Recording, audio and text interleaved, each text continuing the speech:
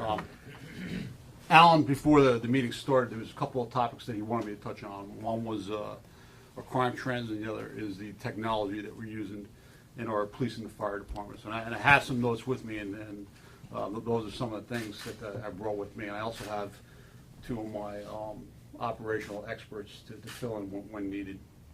The crime trends within the town have been trending down and lower for many years now. We're at historically low levels. Again, for 2013, evidenced by our last monthly report, we're down roughly about 12%. Now, that's significant in a number of ways, because one, we've already, when I give you a little bit of a historical perspective, when I started here in 1989, our uniform crime report, that's our report that we make to the FBI, and all police departments and all municipalities report their crime statistics to the FBI. And a lot of times you'll see that when you're reading the report in the newspaper. We were about 700 Part 1 crimes a year. That's your burglaries, your rapes, your robberies, your homicides, your arsons. And the town of Palm Beach at that time in 1989 was considered low crime rate, but people are shocked to hear that we had 700 types of those Part 1 crimes. I mean, the fact is, we're in South Florida, and the fact is crime is just the reality in life no matter where you go, but in comparison to the rest of the world, 700 is considered extremely, extremely small. The past 5 years, we've been trending between 150 and 180.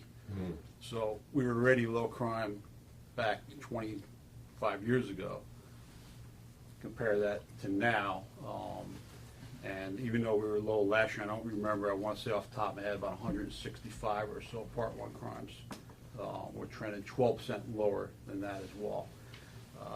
That's important because we have been short-staffed.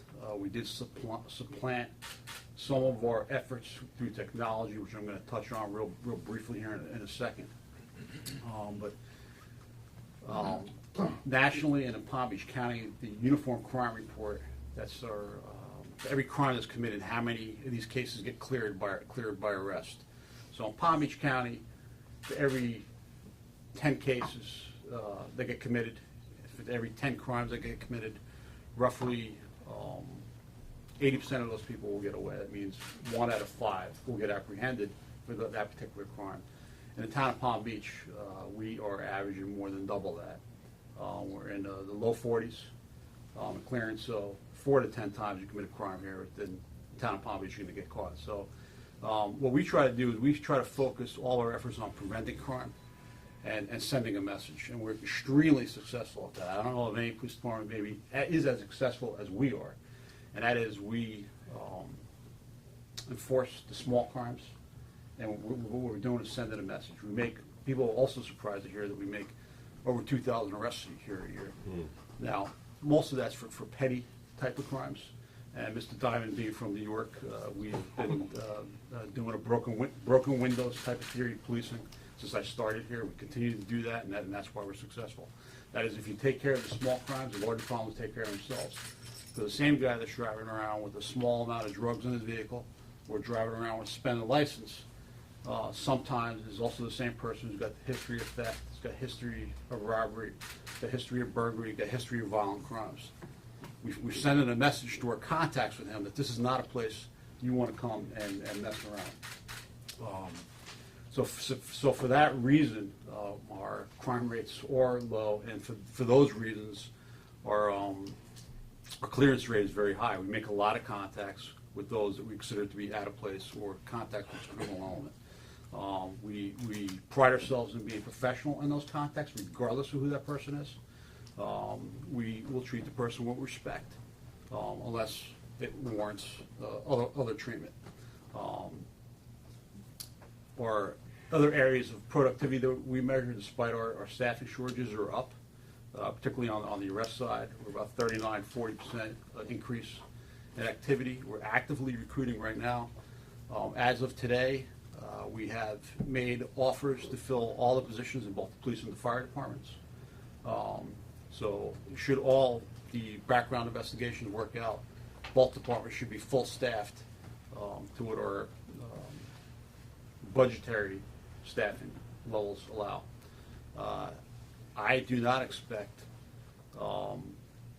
us to be completely successful within the next couple of months, and here's the reason why. We're very stringent in our selection process. We're very stringent in our background process. There are some in the background process that are not going to make it.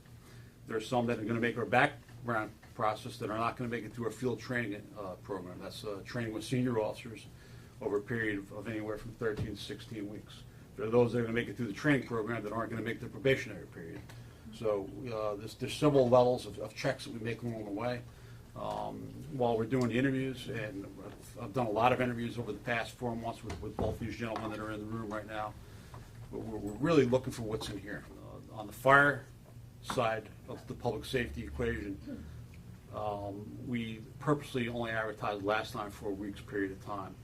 And the reason why we limited it to 2 weeks, we just simply can't process that many applications. We've got over 500 applications to process. The time before that, we had, I think, 1,100. It's a staff intensive. It takes a lot of work to sort through all those applications. It's a highly desirable job. It's a highly desirable profession. Last year, you heard me talk about our town-wide security initiative camera system. It's been a great success and something that we plan on expanding on. It was a large cost, and part of that large cost was building out the infrastructure of the system.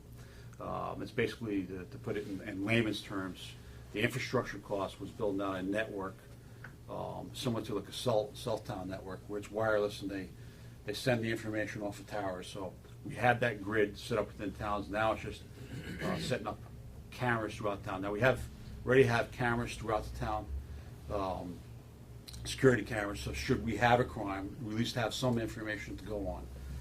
Particularly if we have a time period, particularly if you have a little bit of information that increases our solvability.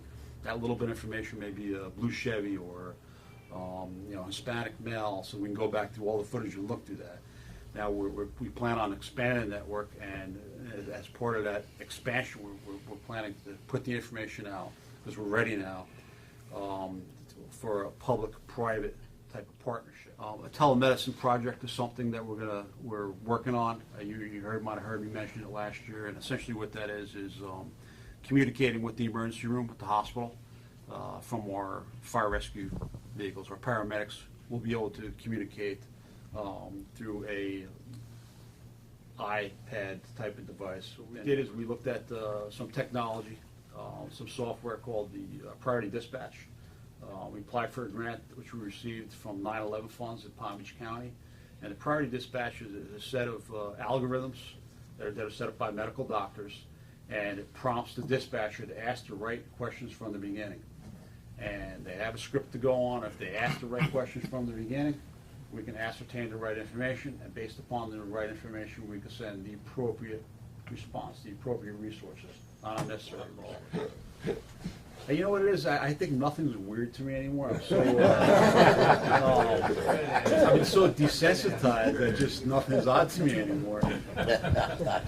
Thank you very much. It was wonderful.